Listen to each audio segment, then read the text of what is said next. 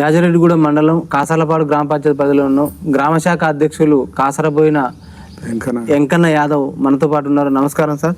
మీరు ఈ గ్రామ శాఖ అధ్యక్షులు ఎంతకాలం నుంచి పనిచేస్తున్నారు? బీఆర్ఎస్ పార్టీ ఎలా బలోపేతం చేస్తారు?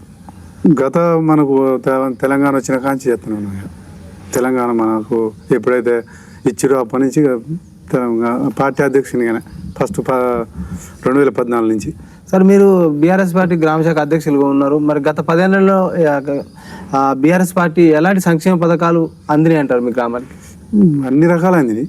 ఆయన చేయవలసినవి అన్నీ చేసిండు. రైతు విషయంలో కానీ, పేదల విషయంలో కానీ, అది ఆఖరికి మామూలుగా పేదోళ్ళు అనుకుంటే బీసీ బంధు కానీ, మన మామూలుగా ఆఖరి దరిద్ర బంధు కూడా పెట్టిండు. ఇప్పుడు మామూలుగా గొర్రెలు యాదవులకు మొత్తం అందరికి ఇచ్చిండు. లేదనుకోండి, ఇంట్లో ముగ్గురు ఉంటే ముగ్గురు కూడా ఇచ్చిండు.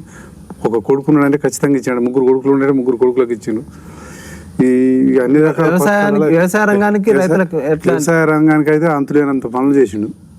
First direct mission Bhagiratha, mission Kakatiya, తర్వాత ఎమర్జెన్సీగా మంచిగా రైతులు మంచిగా సెట్ కావాలని రకరకాల పనులు అప్పుడైతే మంచిగా చేసిండు.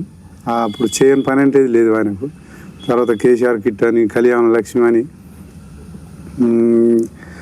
మామూలుగా ఇక ఆయన చేయవలసిన రైతులకైతే మేము దళిత బంధు, అదే మన బీసీ బంధు, మన పుసుకున్న గట్టిన ఇది మన గట్టిన మోటార్ కాటు పోతే పురుగు పూసుకు గట్టిన కానీ రైతు బీమా పెట్టిండు. ఆయన అన్ని ఆలోచించే పెట్టిండు. పేద తీరుగా పెట్టిండు, బలిచిన తీరుగా ఎవరి అలాగే పెట్టిండు. ఏది తగ్గించి ఏం పెట్టలేదు ఎవరికి. గతంలో విద్యా వైద్యం కూడా నెంబర్ 1. ఆయన విద్యా వైద్యం ఒక మామూలుగా ఇవాళ ఒక ఆడపిల్ల పరిశీలిస్తుందంటే ఆయన కేసీఆర్ వల్లనే గవర్నమెంట్ హాస్పిటల్ క్లియర్గా మంచిగా అందంగా తయారయ్యింది. విద్య ఎట్లా ఉంది మరి మీ గ్రామంలో? విద్య కూడా మంచిగానే ఉంది. పిల్లలు ఇప్పుడు కొంతమంది చాలామంది ఇప్పుడు ఈడికెళ్ళిపోతారు. మరి ఇంత సంక్షేమం అందించడం మీ ఎమ్మెల్యే ఎందుకు ఓడిపోయింది? ఇంకా ఓడిపోయినట్టు 10 ఏళ్ళ పరిస్థితి బట్టి ఒకసారి ఇది ఎట్లుంటుందో మేము అన్ని చేస్తాం అంటారు. ఆయన చెప్పిన ఏంటంటే మళ్ళీ 2 లక్షలు రుణమాఫీ చేసుకుంటా, మీరు ఎమ్మటే తెచ్చుకోరు, మీరు రుణమాఫీ ఎమ్మటే నేను మళ్ళీ ఎమ్మటే మీకు రాగానే వచ్చి ఎమ్మటే నేను రాగానే తొలి సంతకం అదే పెడతా అది దాంతో ముగ్గిరు. ఇంకా ఏం అభివృద్ధి గత ప్రభుత్వంలో మీ గ్రామంలో ఇంకా ఏం సమస్యలు తీరినాయంట? మాకు మామూలుగా సీసీ రోడ్లు పోసిరు, చేసేటి చేసిరు. బీసీ బంధు కొంతమందికి, అంటే అందరికి ఒవ్వలు వేయలేరు ఒకసారి. బీసీ బంధు కొంతమందికి వచ్చినాయి. మన మామూలుగా ఇప్పుడు వేరే లోన్లు పెట్టుకున్న వాళ్ళకు కూడా మామూలుగా బార్లకు అటు ఇటు పెట్టుకున్న లోన్లు కూడా వచ్చినాయి చాలా వరకు. ఇప్పుడు 6 గంటలు ఎట్లా అమలు? ఇప్పుడైతే ఏ గ్యారంటీ ఎవరికి అమలు అయినట్టు ఏం లేదు. అందరికి నిండుగా ఎవరికి కాలే, అన్ని సగం చేసినట్టుగానే ఉన్నాయి. రుణమాఫీ సగమే అయింది.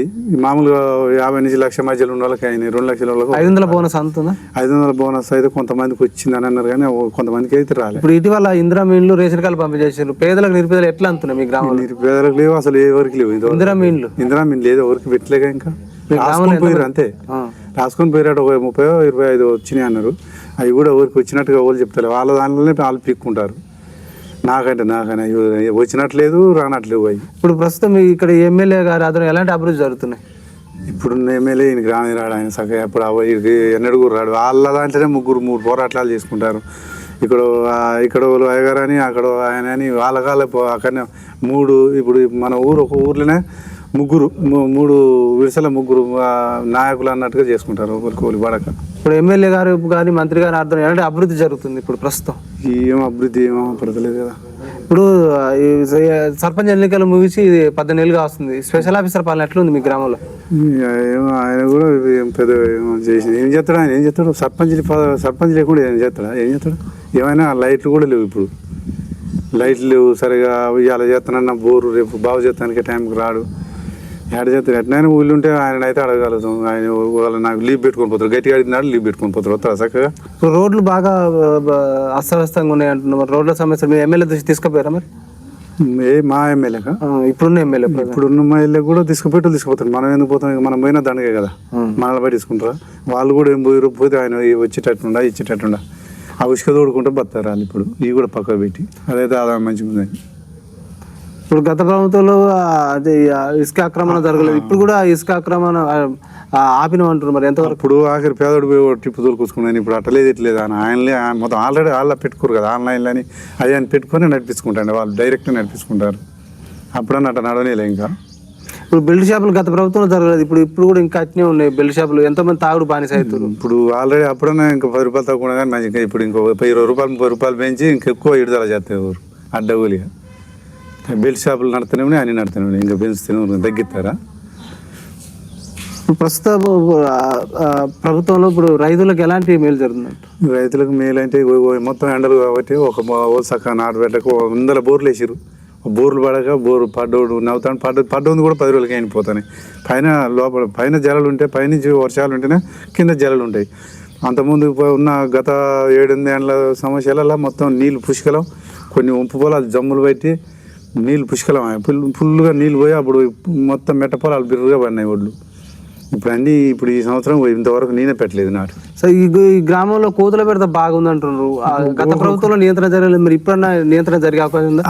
ఇట్లా ఏ కూరగాయలు కూడా పండిస్తలేమంటారు. లేవు సార్, అసలు అవి పండిద్దాం అంటే అవి మొత్తం వచ్చి దూసుకొని పోతున్నాయి తింటాను. మరి ఎట్లా పట్టించుకునేటోళ్ళు లేరు. ఇప్పుడు ప్రజలు బాగా డిమాండ్ చేసిన ఇబ్బంది కరుస్తున్నాయి, మొత్తం మీద పడి కడతాను. మా మేడాన్ని కూడా కలిసింది పోయిన సంవత్సరం. మరి ఎట్లా గత ప్రభుత్వం అప్పుడు ముఖ్యమంత్రి కూడా అన్నాడు కోతులను అడవులు పంపుతున్నాడు, మరి ఆ పంపలేదు అంటే అప్పటికన్నా ఎక్కువ ముదిరిపోయినాయి. ఇంక ఇప్పుడు మరి ఎట్లా ఎవరు చేయాలంటారు? ఎమ్మెల్యే దృష్టికి ఆల్రెడీ వాళ్ళు తీసుకుపోతారు, మనం తీసుకుపోయి చెప్తే వాళ్ళు వింటారు మన మాట. ఏమో పార్టీ తీసుకుని నేను తెలిసిపోయి ఏమైనా ప్రతిపక్షంగా మాట్లాడే తప్ప మనకు ఖచ్చితంగా మనం అంటే లెక్కే పెట్టరు. ఇంకా ఆయన వాళ్ళ దాంట్లో 3 గుంపులు అయ్యి వాళ్ళే పిక్క తింటారు ఓనుకోడు. ఈ గ్రామ సమస్యలు చాలా ఉన్నాయి, ఈ సమస్యలను మరి అధికారులు తీసుకోలేదు మీరు? అధికారులకి సమస్యలు ఉన్నాయంటే ఇప్పుడు ఇన్ని వానలు వర్షాలు పడాలి, కాలువలు కావాలంటే వాడు తెచ్చిపోతాడు. మనకు అవి ఖరాబ్ అయినాయి అంటాడు. నిన్న మా మంత్రి గారు పోయి మాజీ మంత్రి పోయి అవన్నీ చూపెడతాడు క్లియర్గా, ఏది ఖరాబ్ అయిందో అన్నీ మా మీద అబండాలు వేసుడు తప్ప ఇవన్నీ మోసాలని చూపెడతానికి, ఇవన్నీ మోసాలు చేస్తానే తప్ప మా మీద ఇంత తప్పు తీయలేరు ఇప్పటికి కూడా అని చెప్తాను మాజీ మంత్రి. సార్ త్వరలో ఎలక్షన్ రాబోతున్నాయి, స్థానిక ఎలక్షన్. ఓటు అంటే పవిత్రమైన ఓటుని మద్యానికో డబ్బుకో అమ్ముకోవడం జరుగుతుంది. వాళ్ళ పార్టీలు కూడా ప్రజలను ప్రలోభాలకు గురి చేస్తున్నాయి. మరి వాటి నుంచి విముక్తి జరగాలంటే ప్రజలు ఎలాంటి నాయకుని ఎన్నుకోవాలంటారు? ఆల్రెడీ కేసీఆర్ అనేటి ఆయన మళ్ళీ మొక్కుతూనే ఉంటారు జనం. పక్కా ఆయనని గెలిపితాను అడుగురు. రేపు గ్రామ పంచాయతీలు పెడితే ఖచ్చితంగా మామూలుగా 100కు 70% మనమే ఉంటాయి గ్రామ పంచాయతీలు. రేపు త్వరలో స్థానిక ఎన్నికలు రాబోతున్నాయి, మీ గ్రామ ప్రజలకు ఏం చెప్పదలుచుకోరు మీరు? గ్రామ ప్రజలకు అప్పుడు మేము చేసిన సంప్రదాయాలు మంచిగా ఉన్నాయా, ఇప్పుడు ఆయన చేసేట ఏమన్నా మీకు మంచి నచ్చినా, మీకు బుద్ధులు ఉన్నట్టు వేయరని బతిలాడుకుంటే వెళ్ళొస్తాను. Okay sir, thank you sir. చూస్తూనే ఉండండి. మీ యువత కూడా బాగా మద్యానికి డ్రగ్స్కు బానిసలు అయిపోతారు. యువతలో మార్పు రావాలంటే మీరు ఏం చెప్తారు? యువతలు ఎలాంటి ఉపాధి కల్పించాలంటారు? వాళ్ళకు మంచి చదువు స్టడీ, వాళ్ళకు మన ఇప్పుడు కంపెనీలో అయ్యి ఉండి జాబ్లు వద్దండి, ఇంత ఇంట్రెస్ట్ లేకుండా ఇట్లా అడవులుగా తిరగరు సార్. ఎక్కువ కంపెనీలు ఐటీ కంపెనీలు పడితే ఇలాంటి యువతలకు వాళ్ళకు కొన్ని యువకులకు కొంత అక్కడ జాబులు వస్తానే అంటే వాళ్ళు సంతోషంగా పోయి పనులు చేస్తారు. కానీ అసలు ఇప్పుడు ఆయన ఇత్తనన్న జాబులు కొన్ని ఇయ్యక ఇప్పుడు ఇంకా పిచ్చిలేసి తాగకపోతే ఏం చేస్తారు? వాళ్ళు అన్నిటికీ తయారవుతారు. మంచి చదువు చదువుకున్న వాళ్ళు ఉన్నారు కదా, నీకు 2 లక్షల జాబులు ఇస్తున్నాయి. ఇప్పుడు ఏమైనా కేసీఆర్ అప్పుడు ఒక 50,000 జాబులు ఆయన మొత్తం ఆమోదంలో పెట్టినాయి ఇచ్చిండు, వాటికే రిబన్ కట్ చేసిండు. ఇంతవరకు ఇప్పుడు 2 సంవత్సరాల దగ్గరికి వద్దని ఇంతవరకు ఏది లేదు కదా.